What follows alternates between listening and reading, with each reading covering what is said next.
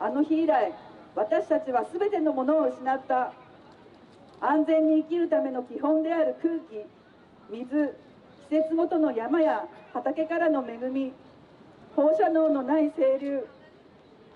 離れ離れにならないで生活する権利、一生ふるさとで暮らす権利、健康でいる権利、生存の権利。オリンピックの総工費は世界一の突出状況という。政府はまさに湯水のように私たちの税金を使っている。そのお金を原発被災者、そしてこの度の台風19号による災害被災者に使いなさい。オリンピック道路とセットで建設された浅川ダムで水害の心配はなくなったと思っていた住民はすっかり騙された。浅川ダムは全く役に立たなかった。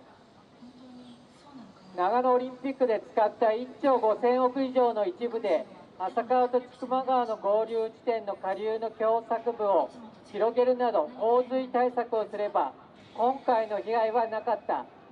浅川ダムの上流にはフリースタイルスキー、リュージュ、ボブスレー競技場などが建設し、山の保水力を低下させまくった全くの無駄なダム。100億円以上かかったリュージュボブスレー会場は国からの補助が打ち切られ荒れ放題。フリースタイルスキー場は氷土を流し続け、川床が上昇させ洪水の危険を高めている。被災した友人はリウマチで車椅子生活。障害者対応の公営住宅を申し込みに行くと募集は100戸、一時募集でたった30戸、うち障害者対応住宅はたった2戸。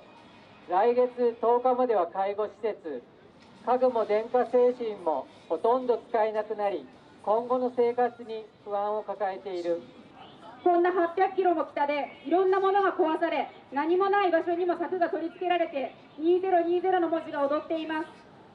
去年は胆振沖で地震が起き、慣れない被災生活を余儀なくされました。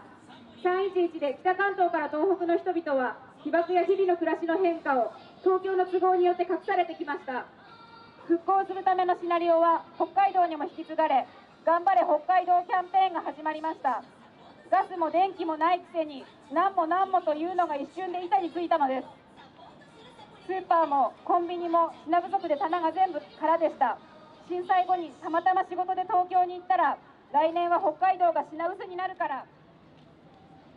今牛乳やバターを買いましょう、応援しましょうと北海道フェアが開かれていました。ずっとこんな感じなので、今さら東京オリンピックが札幌に来ると言われても驚きません。すでに東京がここにあるからです。地方都市に住む方は東北や北海道でなくても多少は理屈のわかる話だと思います。どこでやっても同じです。結局開催することになってしまったとしても、運よく中止になってもこの思いは忘れられないでしょう。東京はずっと私たちの肩にのしかかってきて、なんかかんかすれと言い続けてきたのです。